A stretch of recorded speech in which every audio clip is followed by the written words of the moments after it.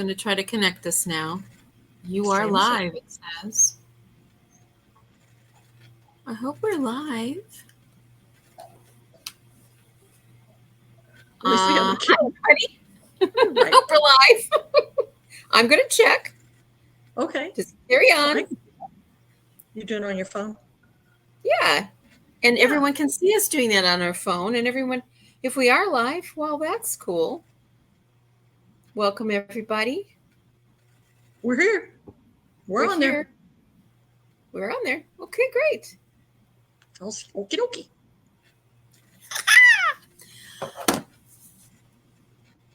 Okay. Well, welcome, everybody. We are so excited to have you with us. Happy iNNRW. Yay! Yay! Whoop, whoop.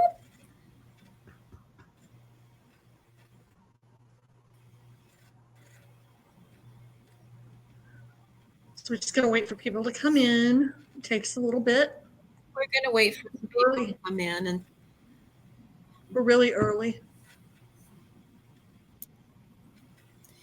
We like being early. You never want to arrive late. Being slightly early is good. I like to be right on time.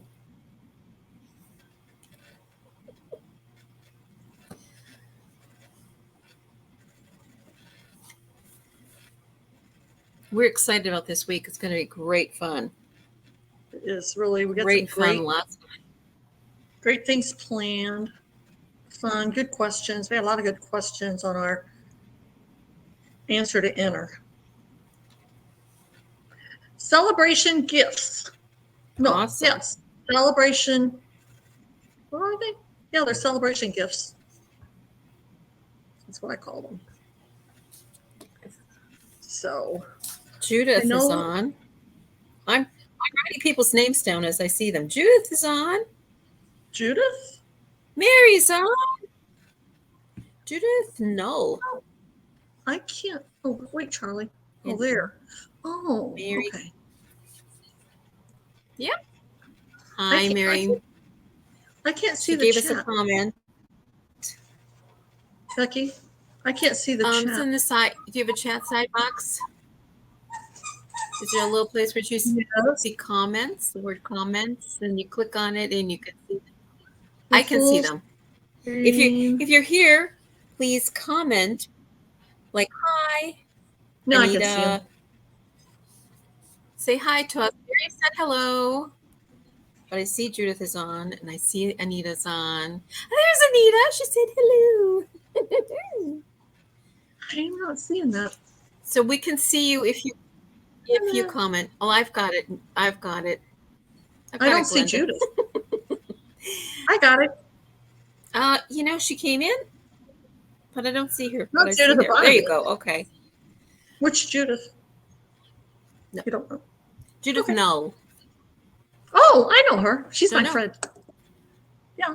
Okay. Oh, well, great. Yeah. I can see who's watching, but if you comment, here's the deal. If you comment tonight, your name goes into the draw for an exclusive prize for just this evening for those people who've showed up. So, it could be worth it to you. Could be worth it to you. So commenting, just saying hello is enough to get you in. Hi, Alicia. Hi. Hello. I'm sorry I missed you this morning. I'm going to give people time to get in the room. We're a few minutes. It's coming up to 7 now, so. Okay. Not too much time, though. Kimberly.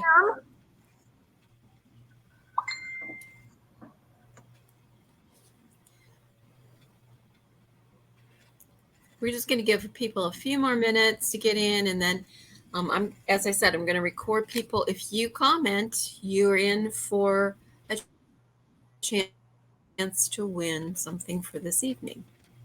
A little prize, a little special. We have lots of special things. Hope everybody's doing great. I have the. Yes, we do. The week is full of specials. I have all this, lots of stuff back here. Can you see the painting? You may not be able to see it because it's kind of bright in here. The painting for iNNRW. I can see it when iNNRW. I can see what you're seeing on Facebook, and it looks good. It's very colorful. Hi, Amy. Hi, Amy. One thing you'll have to know about me and Becky, we are very like-minded. We say things at the same time, so we think things at the same time. Yeah, it's a little bit scary.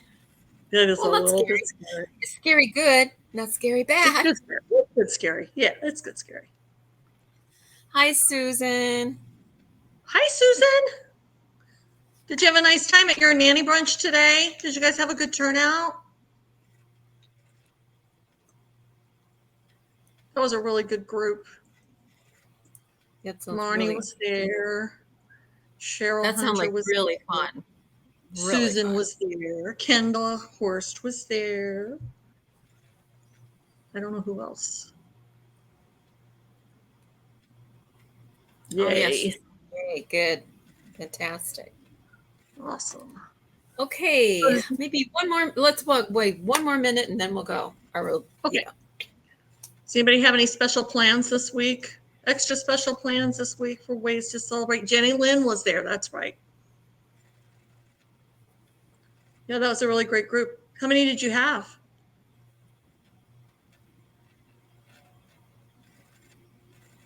It's usually a big crowd. Yeah, well, there's a lot of nannies in San Francisco. A lot. So, whenever you think, Becky.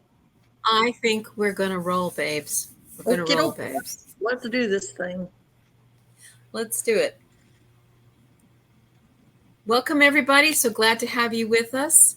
I'm going to just say one more time that as you come in, just give us a hi or whatever, and we'll put you into the draw for a prize for the evening. This is going to be an exciting week. We're really thrilled. I'm Becky Kavanaugh. Like Glenda, have had a background in early childhood from way back. I was trying to count it. I started being a nanny in 1990.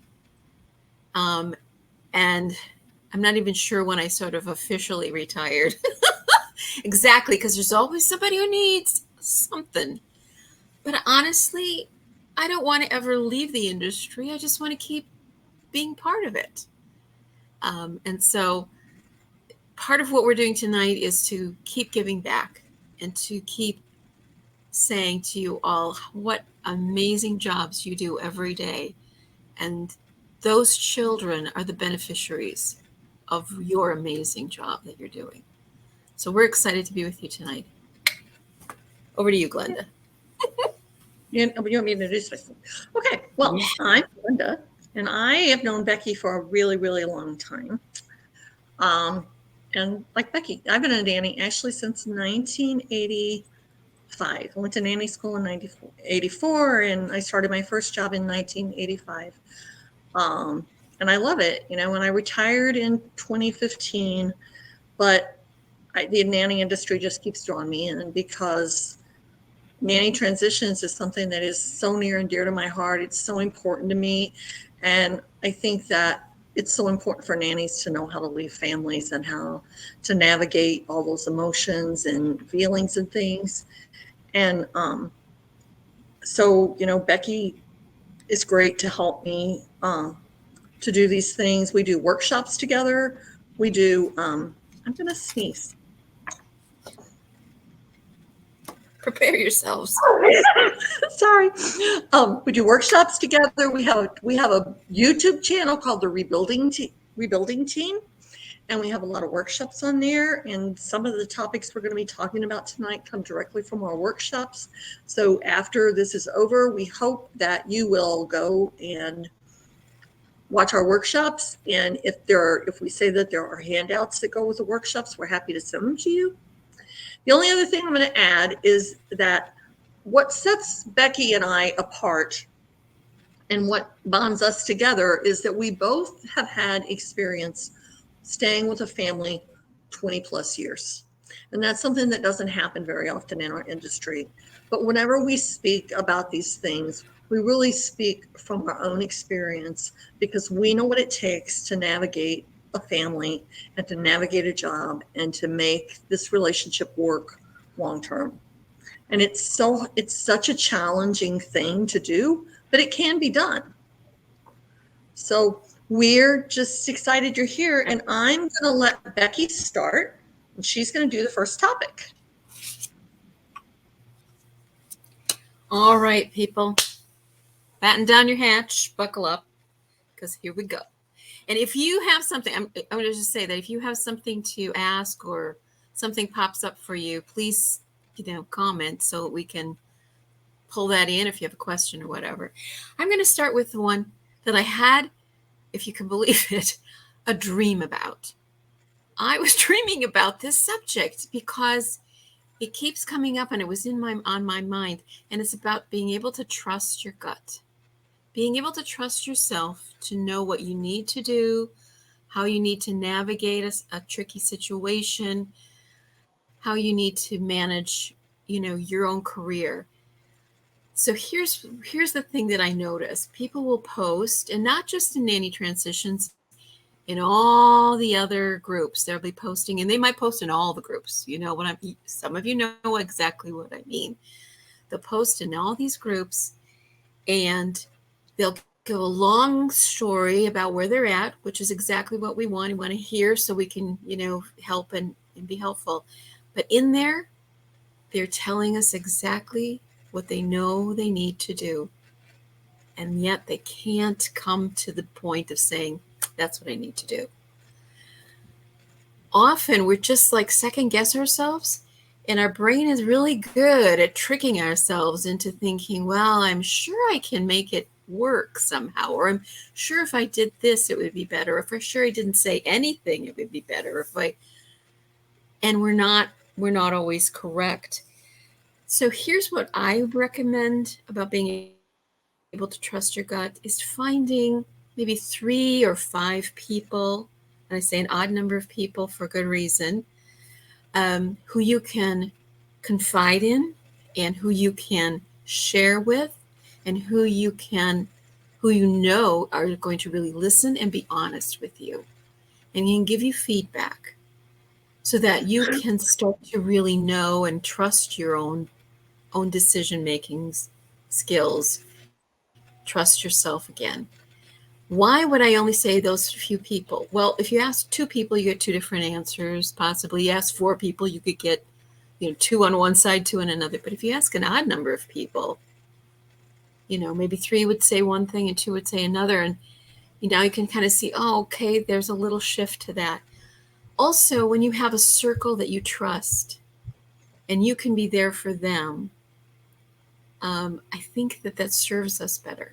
This does not mean you cannot post everywhere you want to. You do whatever you need to do. But I think sometimes we are afraid to really look at, yep, I know what it is. I just need to have somebody to come alongside me and say, how can I help you navigate this?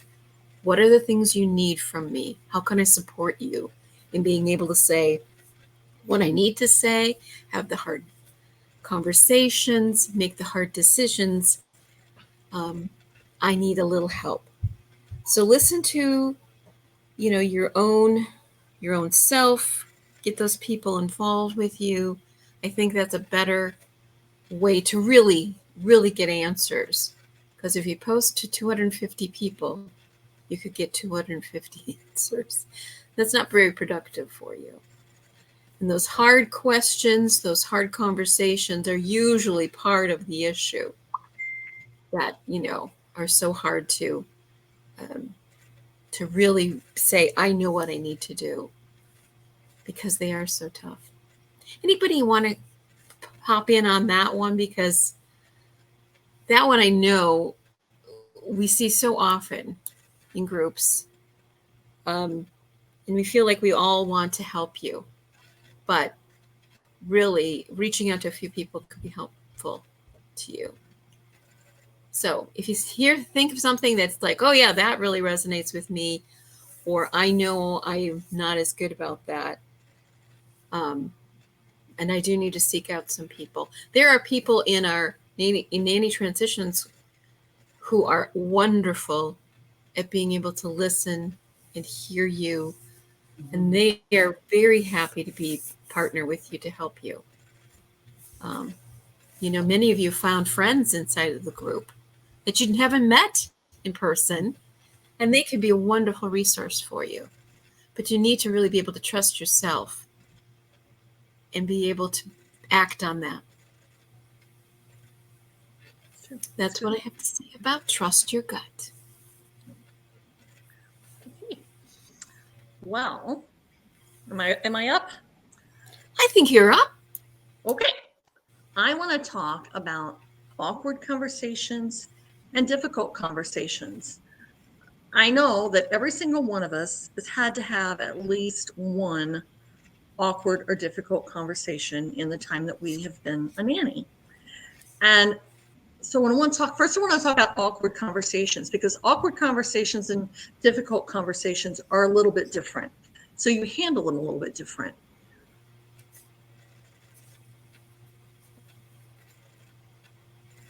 Thank you, Tina.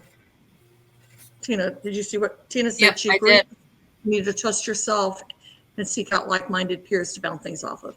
It's really, really important. It's so important. And if you don't have a like-minded peer and you need to bounce something off of Becky and me, we're always available. Always trying to make ourselves available to support you guys and help you through the hard things, okay? So,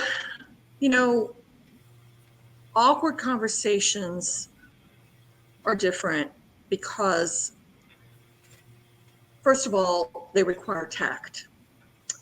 And sometimes they're embarrassing. Sometimes they're uncomfortable. Sometimes they're about topics that you wish that you could avoid. Sometimes they're necessary. Sometimes awkward conversations are conversations that you have to have about the children in your care that maybe your parents don't realize something's going on. So what you need to do is you need to prepare yourself for your awkward conversation. The most important thing that I think about having an awkward conversation is you have to have the conversation before you're so angry that you can't see beyond the issue. Start your conversation in a positive place. And when you're reflecting on how to communicate your issue, don't think about how you're angry or how you're frustrated or how you're mad. Think about the good things about your job and the things that make it worth fighting for. Okay? Starting an awkward conversation from a place of anger is going to end up in a very ugly place.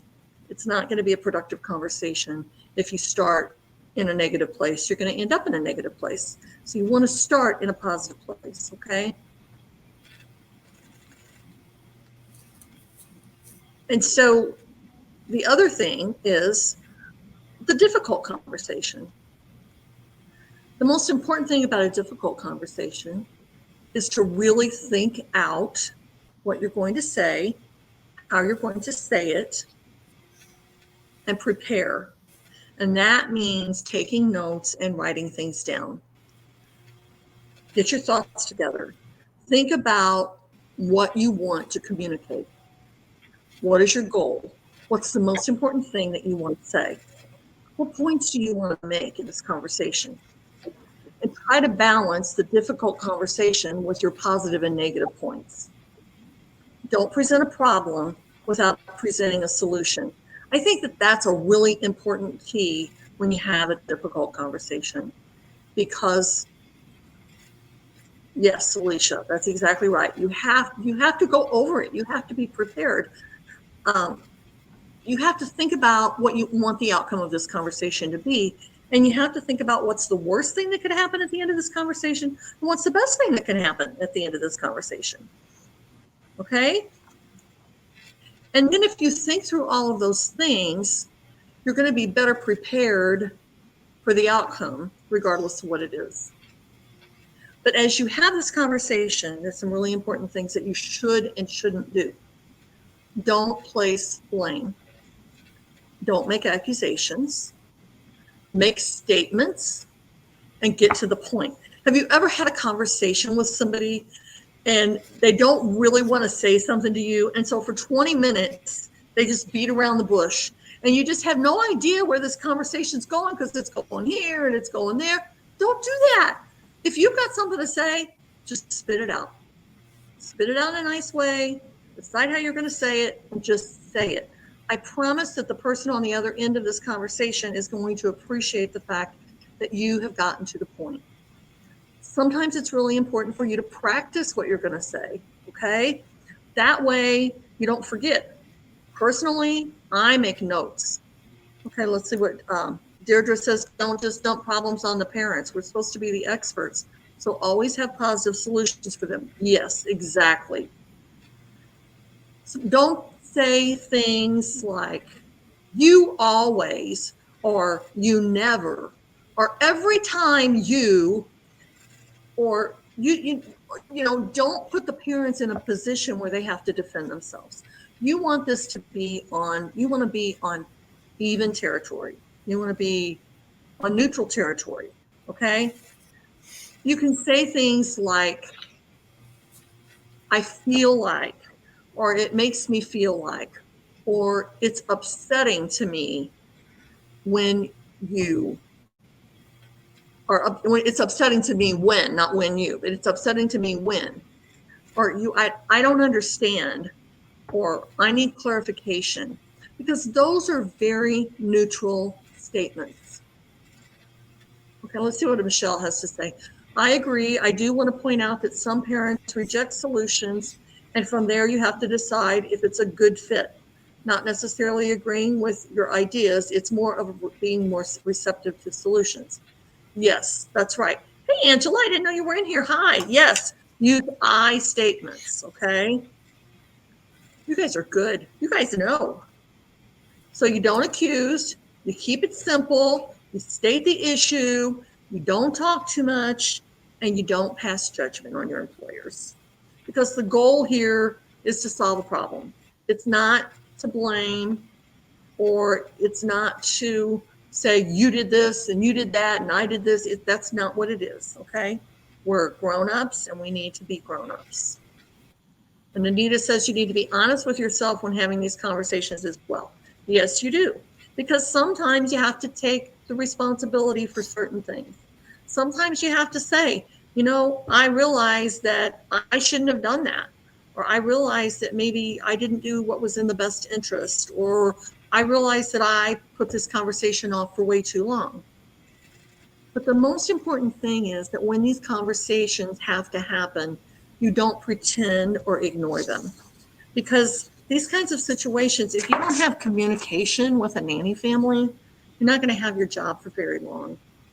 You have to have communication.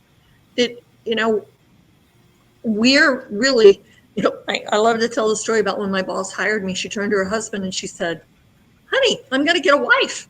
Because we really are in that kind of a relationship. It's a very intimate, very close relationship with our employers. And hopefully we have that relationship with the mother and the dad. But we need this. This is a relationship that we need to take care of. Good point, Janelle. Hi, Janelle. How are you? Don't go in always expecting the worst. That's right. So remember these tips whenever you have to have these kinds of conversations, okay? And they're hard, but they don't get easier by putting them off, okay? So now I'm going to pass it back to Becky, and she's going to talk about our next hot topic. I feel like we need to have a little thing where I'm passing something to you and then you pass something back to me.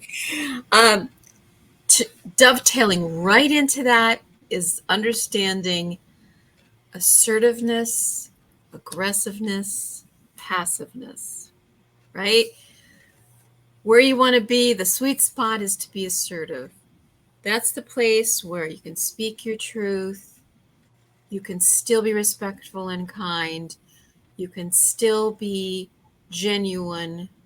You can still be real. You still get your point across.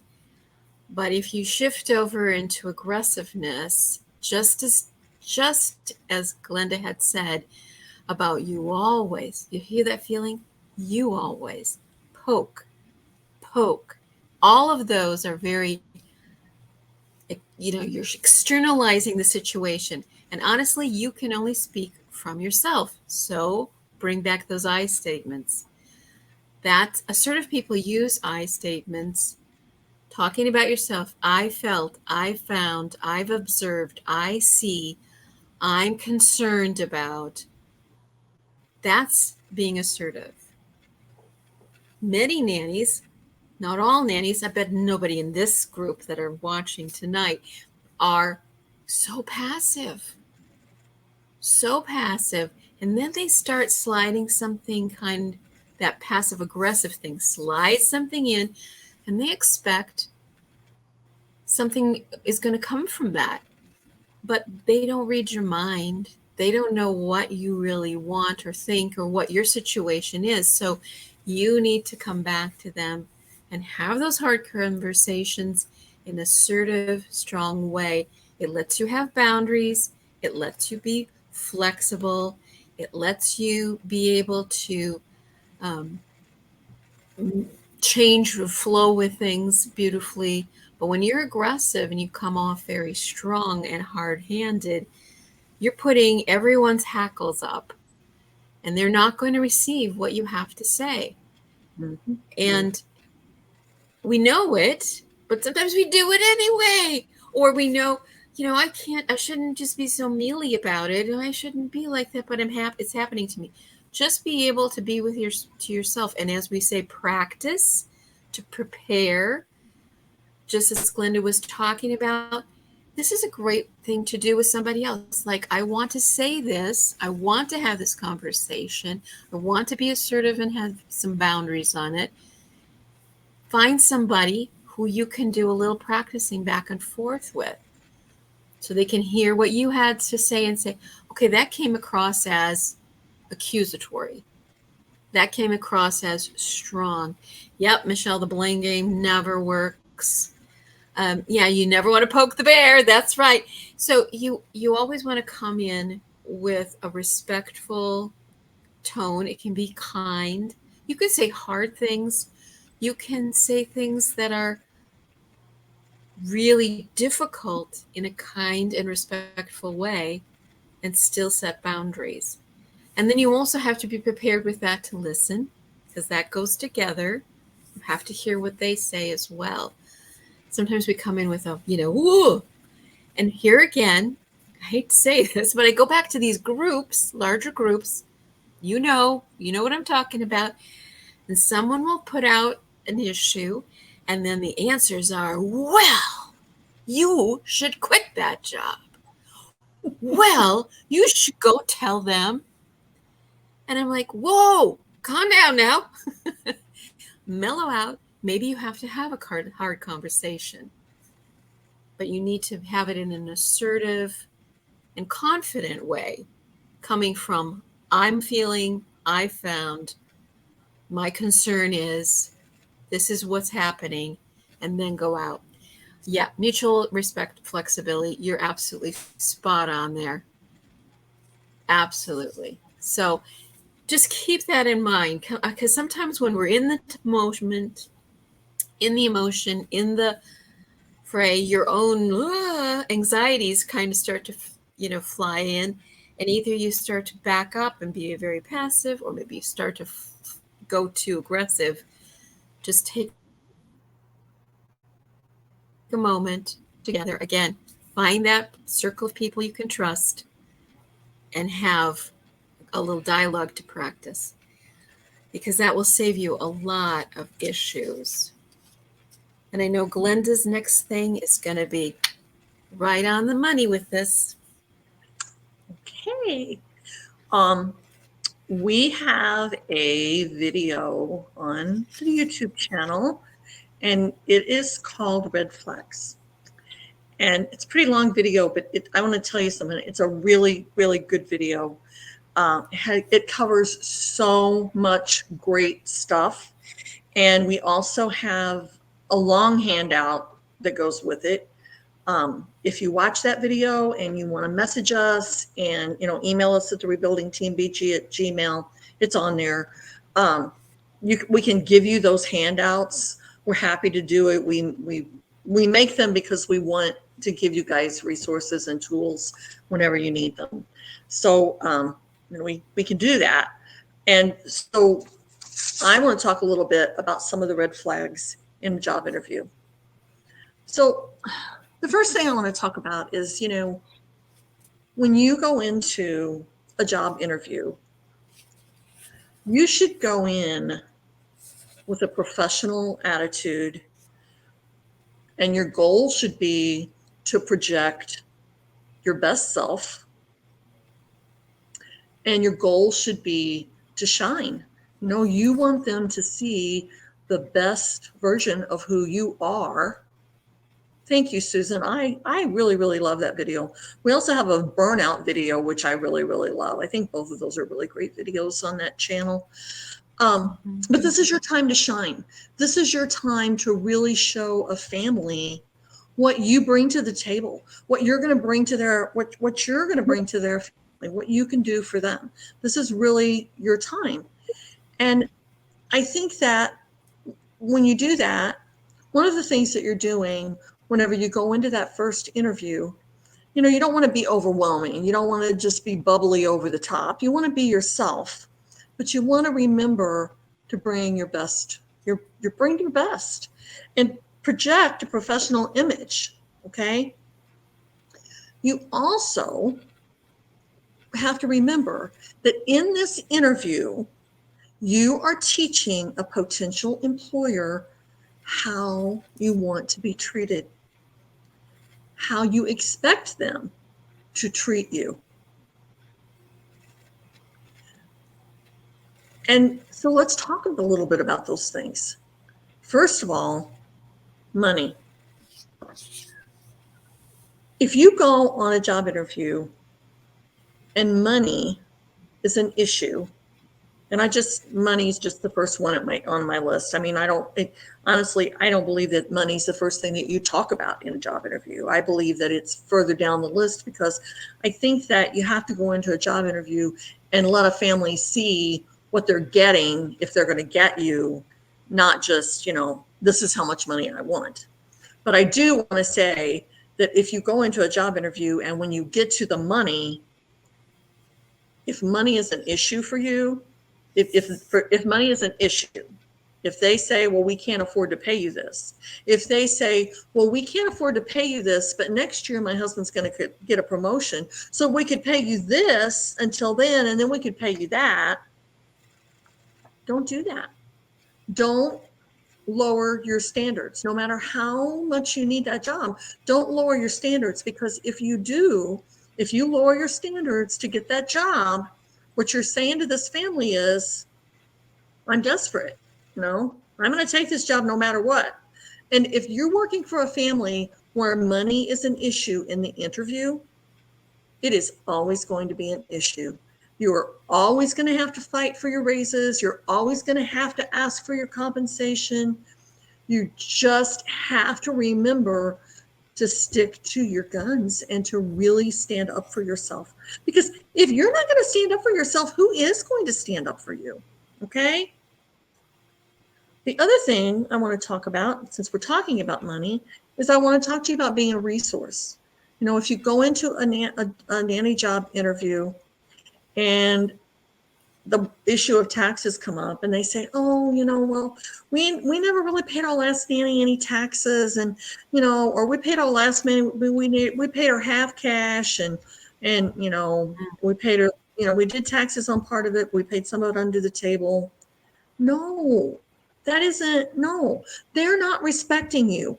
Is there any other profession in the world where somebody can come in to you and say, yeah, I want you to come in. I want you to come to my home. I want you to work for me.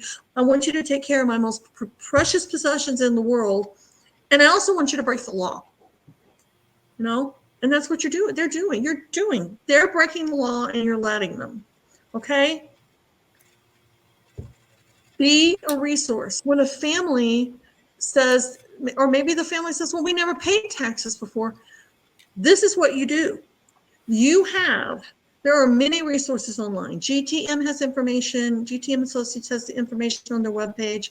Homework Solutions has information on their one page. There are all kinds of nanny tax companies who have information on their webpage. Print that information out and be an educator. You have to be firm on it, Alicia. I have too. It was a promise that I made to my dad before he died that I would never work without having my taxes out. It's just a promise that I made to him. But what you can do at that point is you can be a resource. You can educate them. You can say, look, this is what the law says about this. And you just, and so this is the good thing about it. If you have those papers written out, you just hand it to them. This is the information. This is what the law says. Then it's not, I need this, I want that. It's, this is the law, okay? And so, you know, you could say that. You could spout laws all you want. But if you have a knowledgeable, respectable, concrete resource that you can hand that information to them, that's going to go a long way. And it's going to be something that they can keep and they can look at it. I really suggest that every nanny keeps that information in her portfolio because it's so, so, so important. And the other thing that's so, so, so important is a work agreement. Now, you can call it a contract if you want to. I've always called it a work agreement because it is a promise. It is a trust document that says, yes, Michelle, Homework Solutions is absolutely fantastic about helping nannies with these kinds of questions, with these kinds of issues. Always. They're an incredible resource. There are a lot of those resources in the industry, but Homework Solutions is definitely outshines. Yes. So thank you for saying that. And now I lost my train of thought. The work agreement. Yes, thank you. The work agreement. Don't ever work without a work agreement. Don't ever work for a family that says to you, well, yeah, you come to work for us and then, you know, we'll get that work agreement thing. We'll get that figured out. No, you want that done before you start the job. It can be whatever you're comfortable with.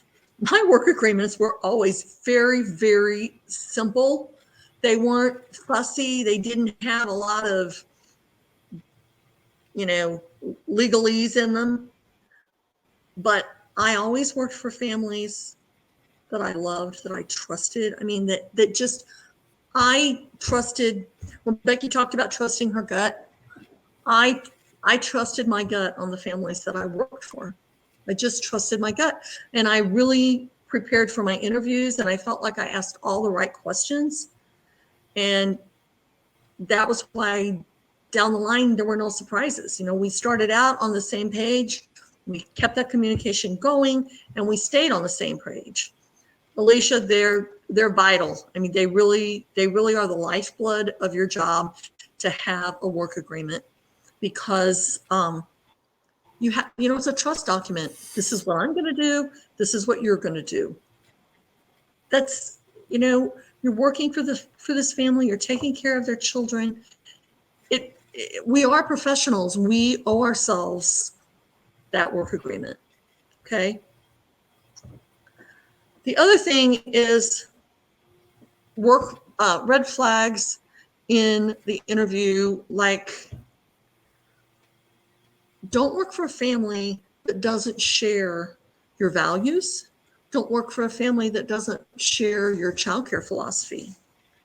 Don't work for a family where a family has extreme ideas about different things. Don't work for a family if they have a conflicting parenting style. Yes, we can touch on that, Michelle. And if you guys have things that you want us to touch on, let us know, and we will do this whenever we get to the end because we'll have some time. Okay. Um, you want to be on the same page. Okay. When you work for a family, especially if they hire you when they have a newborn, a lot of things are going to change as that child grows and becomes a toddler and a preschooler and a school age child. A lot of things are going to change. So you have to be sure that you have common ground, because I promise you, you're not going to agree on everything that your employers do or everything that your employers think or every way that your employer disciplines. But you have to have common ground in there or you'll never make it. Don't go into a family, don't work for a family that doesn't believe in car seat safety. Don't work for a family that isn't going to practice safe sleep practices. If those things are important to you, and they should be important to you, I mean, they are make or breakers is what they are. These kinds of things make or break a job. Another red flag is if both parents don't show up for the interview. Now, sometimes they have a reason, but a lot of times they don't have a reason. Maybe the dad doesn't want the nanny, but the mother does. And the mom says, well, you know what? I'm going forward with this and I'm going to do the interview. And then the mom wants to hire you and the dad doesn't, and you take the job. And then you find out that the dad doesn't want you there in the first place. Or it can happen with the mom too. The mom doesn't want you there in the first place. Absolutely, Elizabeth. Oh, I'm so glad you're here. Hi. Hi, Shannon. I said the will state. Yes, and Tina, and it will state like that. You have to be really careful. And I think that Becky can address some of the things that Michelle was asking about. So I'm pretty much done. I mean, I could talk to you for an hour on these things, but these were just the things that I really wanted to highlight. Okay. Mm-hmm. So I'm going to let Becky address Michelle's question, and then you can just go on into your next topic. Is that okay? Yeah, absolutely. Okay. So Tina had mentioned that Minnesota is an at-will state, and actually all 50 states are at-will states. At-will means that either party, whether it's the nanny or the family, can terminate the employment at any time. But your work agreement is that place where you can get that comfort. Someone mentioned that peace of mind, and comfort. So parents who stray from the contracts. Here's the thing. That in of itself is a red flag, but now you're in the job. And there's red flags inside the job as well. And those are little signals of, can I work through this or can I not work through this with them? So I would say if they are, taking advantage of the situation or not sitting down with you to change it, because maybe there's a reason to change. We all have to, ebb and flow with life, right? We all have to shift and move with life. If they can't sit down with you and go back over that to see where the places where things have gotten off the track, to either change that agreement or to get back on to, this is what we agreed, this is not what's happening, and whether that's with hours or being home late or being asked to do more than what is your share of the work, or or expectations, you got to go for the meeting, and you have to, with assertiveness, ask for that meeting and say, this is important to us, for me to do my best job for you, to serve your children. I like to use that one because it's really where the rubber meets the road. I'm serving your children, I'm serving your family. We need to be in agreement about this. So I need to speak with you, and we need to set up a time to talk so that we can take care of this now. And that's when you ask the hard questions. That's when you have the hard discussion. You have to take care of it. If you let it slide, so if they are sliding off the contract and what you expected, if your work agreement is no longer working for you, yes, because they're not going to be the one, will have to be the one to say, we have to get this fixed. Many nannies will wait and let it slide down a very slippery slope to like, oh my gosh, now we really have a problem. So the quicker you can get to it, even though it's hard, even though it's going to give you maybe a little bit of the better. Just get right into it. Yeah, really have to work as a team. You're right. And if you do that from the beginning, while you're in the interview and start talking about that team thing, they're already set up for thinking of you guys as a team. And that, yes, you are the employee, but you're the team. Yeah, Glenda. I wanted to add one more thing. Yeah. Are you finished with your part? I just want to add something before you go on to your next topic. Yeah. I wanted to say, I think this is so important. Ask the hard questions in the interview. When you ask a hard question in the interview, it's just a question. But if you know that you have that question and you don't ask it in the interview process and you take that job, and then you have to ask that hard question, then it's an issue. And then it's emotional. And then if you don't get the answer that you want, it might make you unhappy. Just ask the question in the interview and see what the parents say and see how they react to it. Don't be afraid to ask the hard things in the interview process so that you don't get into a job and go, oh, I forgot to ask them that. And then you ask and they're like, oh, no, no, you are not doing that.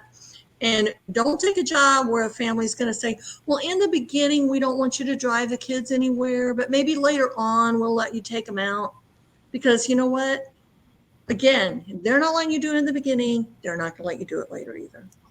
So, I'm sorry. Those were 2 points that I wanted to make that I didn't. So. No, but that's perfect, because the next thing I really want to talk about, my next little hot topic, is we also have to come at things and understand and see it from their point of view. So everything we've said is all just lining up together. You already see that we've meshed things together that they fit like, ooh, this is great. Because if you can preview and see from their point of view how that conversation can be taken on their behalf, then you'll know if you are going to be able to get in there with what you want to say. So again, the practicing, preparing, being ready for the conversation. And then, what do you think they're going to think of this? You know them now. You know the kind of people they are, their personality, the type of individual, how they receive information best, what motivates them. I always would say, my conversations always started with, I'm doing this for the better, to better serve your children. I'm here for them. That is my job, to do my best. I need to talk about this. So I wanted to have this conversation, but I also know who they are. I also know how they're going to react. So I'm prepared for that, and I'm ready. And I know that I can approach them in a particular way.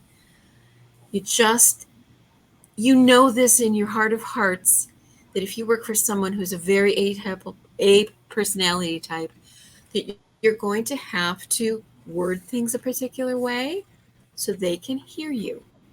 And that's where being assertive is so helpful, rather than coming in with all, guns blazing kind of thing, or being very passive and standoffish. So I think you just have to kind of think about it. And if you're struggling with that, again, seek out someone in that trusted circle of people that you can come to and say, this is what I'm thinking. This is the type of person that the mom is. This is the type of the person that the dad is. How do you think that would be received? And just by another individual outside of what's happening looks at that and starts to see it. Maybe it's Glenda looking at it, or I'm looking at it, or one of the other wonderful people here in the group looking at it. And they can say, oh, that sounds like you're saying they're bad, or they're not good parents, or this is happening because, so can we try a different wording? That is all very helpful. just think of yourself in any situation, other with your friends, your family. Sometimes you have to have a challenging conversation. And if you don't preview that in your mind about how they'll receive it, they cannot hear you. They cannot get that information. But if you had done that and you had laid the groundwork and given and understood how this is going to be perceived, then you can come in with things that will be help them see what you're seeing and what you're feeling. So I really think that we need to always keep that in mind too. We want what we want because we know what we know, and this situation is what we've experienced. But now I have to present that information to you as a parent, and that you can receive it, and we can take some action, make some changes, whatever that situation might be. So the same thing going back to how do I handle it when the parents go off, what our work agreement is about. How can I talk about that with them so they can understand?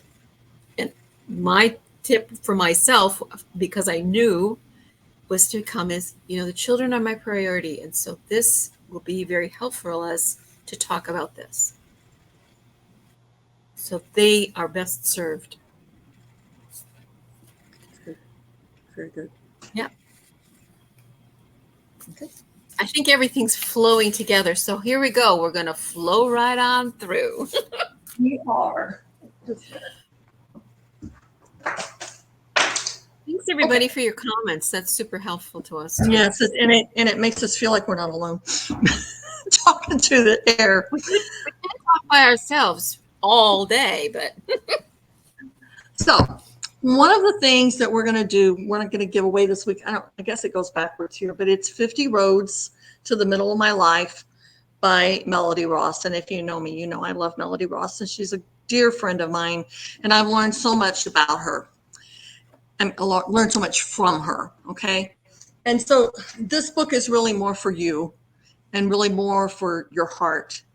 And so what I want to talk about next, it's something that came from this book, but I want to apply it to nannies and nanny transitions and unicorn families.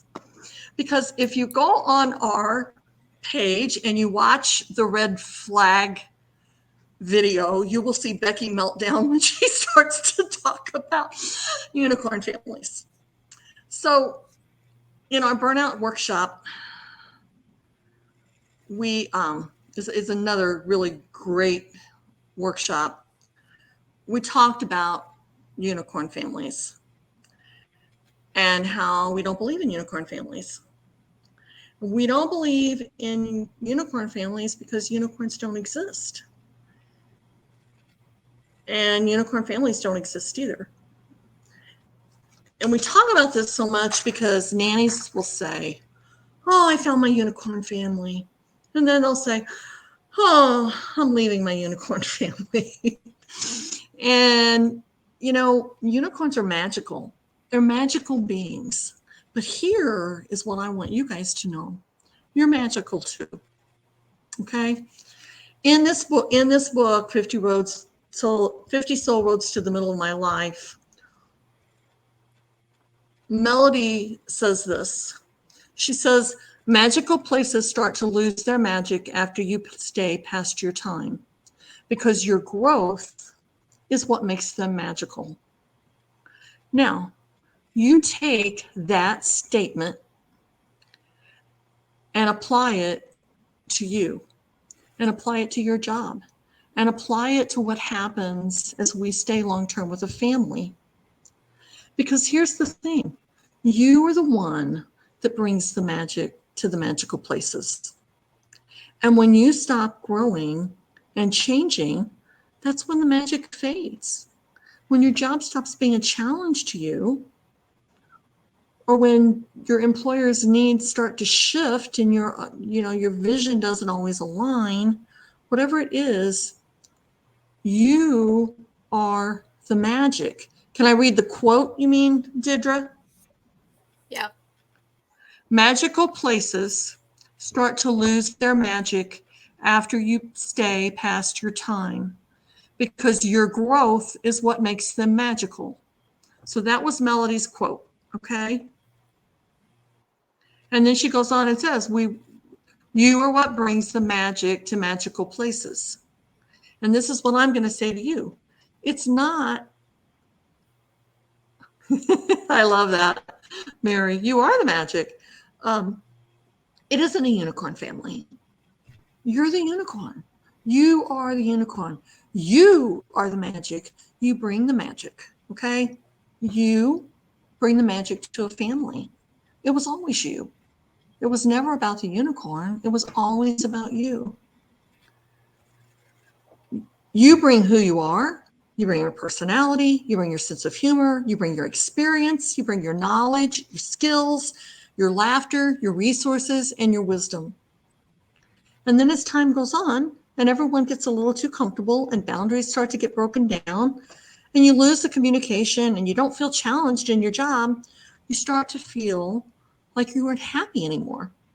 And pretty soon you think that you've lost your unicorn family because the magic isn't there anymore. But it's because you're not supposed to be there anymore. It isn't your fault. We're never meant to stay on the same road all of our lives. And when you leave and you go on a new road, you take the magic with you.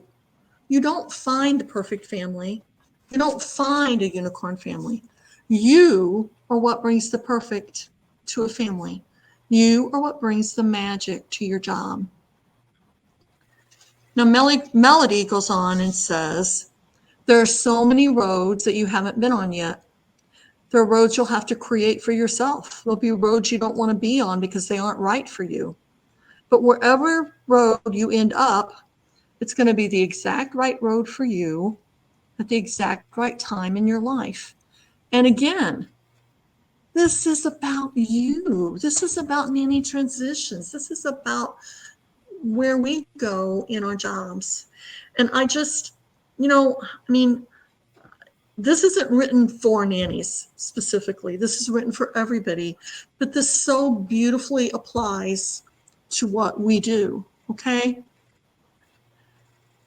You're the magic. You bring the magic. When you know where you're supposed to be, when you know what your purpose is, no matter what you leave behind, you're the one that will always be on the road with yourself. So here's what I want you to remember. You are the magic. Everybody say it. I'm the magic. You're the magic. It was never about the unicorn. It was always about you. Always. It was always about you. And so as you go through this week and you celebrate yourself because you're magic. You are the magic. You are the magic in the family that you nanny for. It does feel personal, Elizabeth. It does. Because it is personal. Because we're having our hearts broken. And it's hard to get past that. It's hard to heal from a broken heart. And we just haven't had another video about that because we have a video called The F Word. And it's all about forgiveness and about forgiving your employers because their kids grew up, It's not their fault. It's not your fault. It's, we want our kids to grow up and then we don't. And that's right, Anita. Change. Life's about change. It's that song about how do I help you say goodbye? It's okay to grieve and it's okay to cry. Just let me hold you and I'll try and teach you how to say goodbye. It's so true. Part of what we do is teach these children that we love how to say goodbye. And in many, many cases, we're going to be the only ones that are going to teach them that lesson. And it's such an important lesson because our lives are full of goodbyes. People come in and out of our lives all the time. Some people come and they stay for a long time and then they move on. And sometimes when that happens, somebody else comes in, doesn't take their place, but just kind of fills a different void, Janelle, you guys are special.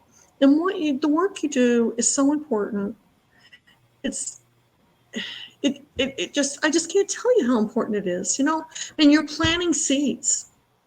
And a lot of times, we go into these families and we plant these seeds.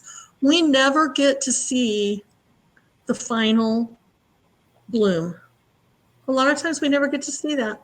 But what we do know, what I promise you is seeds stay.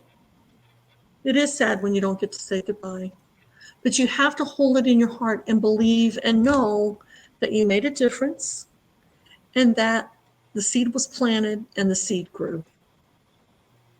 And those kids are a part of you. They're a part of you. No matter if you are in their life forever or you're only in their life for a couple of years and they move on, they're a part of you because you're a part of them. And really, that is the beauty of what we do. It is the hardest thing that we have to do, and it is the beauty of what we do. Because nobody can take the love that we have for these children. Nobody can take that away from us. And nobody can take what we have given to these children away from them.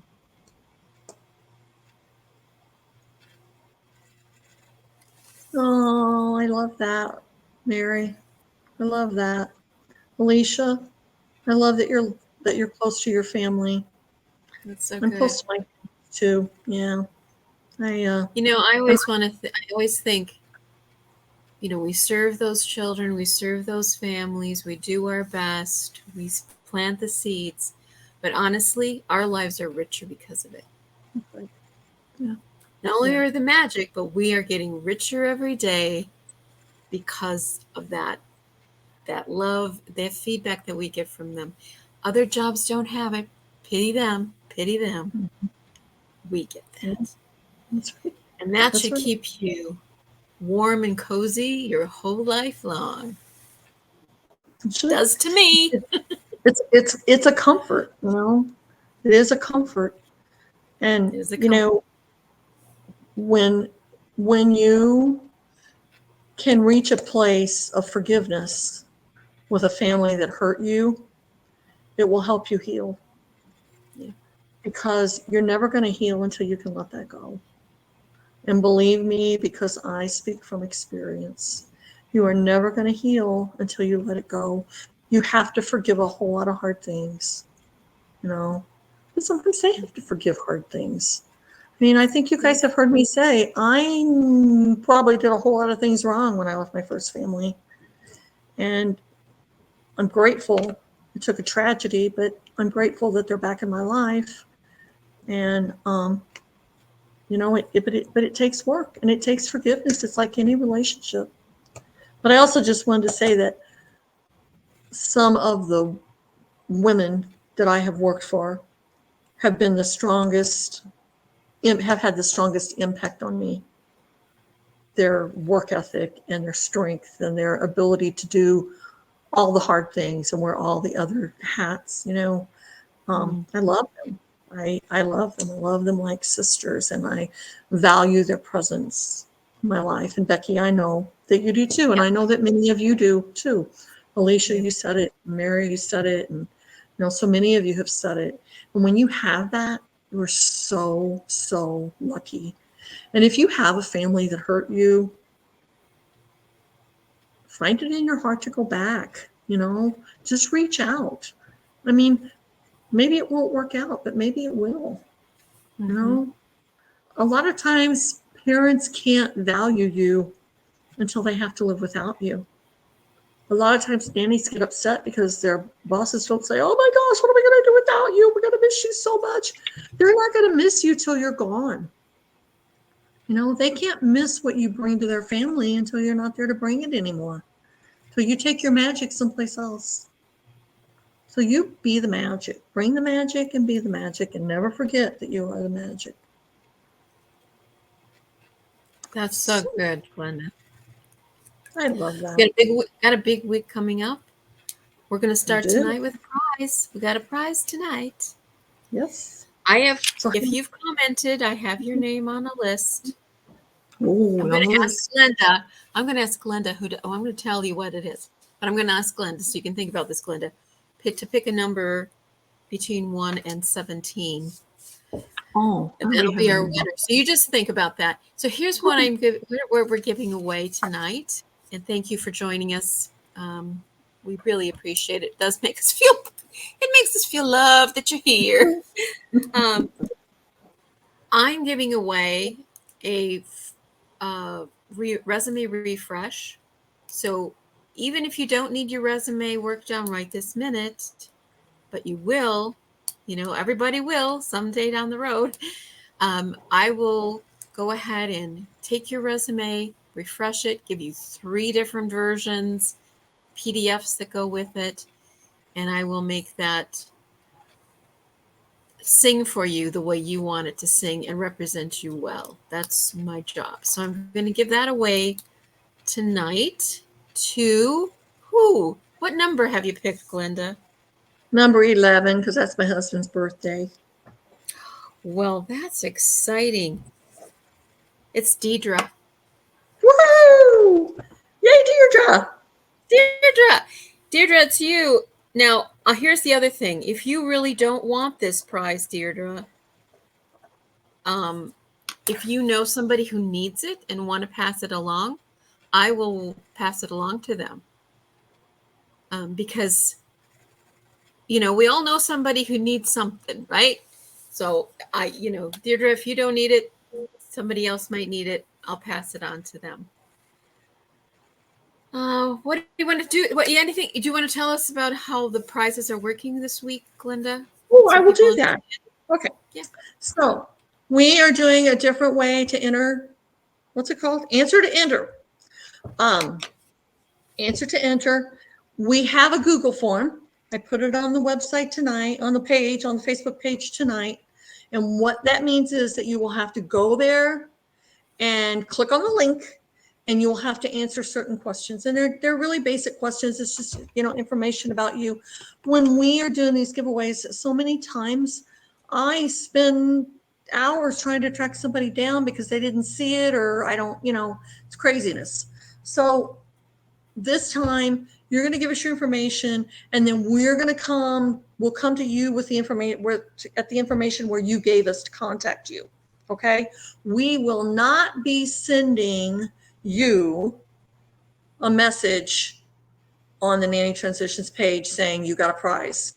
So if somebody sends you a message on the Nanny Transitions page that says you got a prize, I'm sorry, but you didn't win a prize. Okay. It's only if you hear from us. We're going to send from the rebuilding team, correct, Becky? Yes, we're going to send it from the rebuilding team email. It's rebuildingteambg@gmail.com. And we probably should tell people that. So, and we have a lot of really great stuff. I want to take a minute to thank, I did it on my live this morning, and I'll be posting some thank yous, but I want to thank Ann Bigham. I remembered her name tonight. Ann Bigham and Money Kent and Anita. And I want to thank Anita Longari. Anita always helps me behind the scenes with all the entries and all the giveaways and all the stuff. And she makes Mary, yes, you can check whatever you want whenever you do your form. Even if the prizes aren't posted yet, go ahead and post and click that you want to be entered for that. Okay. Yeah. Just do it all at once. It's fine. Cause, we'll post new giveaways every day. So you may not know what's coming. What? Just so you know what the form is like, there's a checkbox list. All the prizes are on there. And the ones you want, you just click on. If you don't want something, don't click on it. And you'll be considered for any of those. But it's only one prize per person. So if you want something, you're not winning in another category. Am I right, Glenda? Is that correct? That's right. Yep. One prize per year. Okay. One prize per person per year. And I'm sorry, but we don't ship out of the outside of the United States.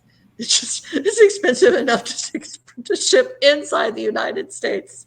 So, but I want to thank, I got sidetracked. I want to thank Anita Lungari because she helps me behind the scenes. Anita, I know you're in here. I could not do it without you. So thank you. Thank you. Mwah. Plus, you also donated some lovely prizes, and I appreciate that. Marnie Kent and Ann Bigham both are helping me with some of the giveaways, the Seasons and Lifetimes bracelet. Marnie's donated one and Ann donated one, and they're also helping with some of the shipping on things. Yeah, when you register, you'll see what all the giveaways are. I have a bunch of them behind me here. But yeah, and then also don't forget that if you want to win the hot air balloon heartwork that I have through National Nanny Recognition Week, you have to go to the National Nanny Recognition Week page, and they have a separate form for you to register for that. Okay. And if you're interested, if you don't win and you're interested, I'm probably going to be doing some canvases. I have to figure out how that's going to work out in prices and things. But yeah.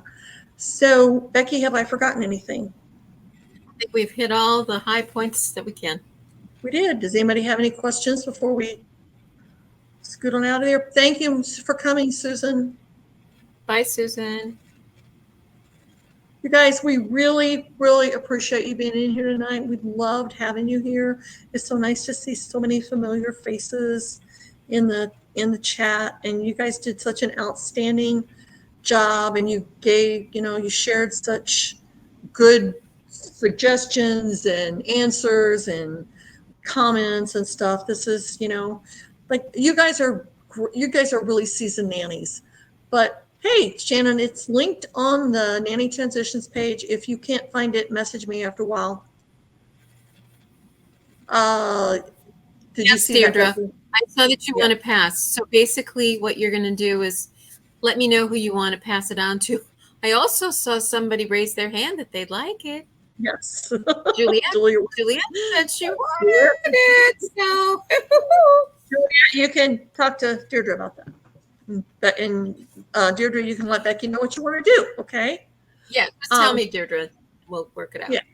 Yeah. What I was going to say is that, oh, you're welcome, Elizabeth. You are so welcome.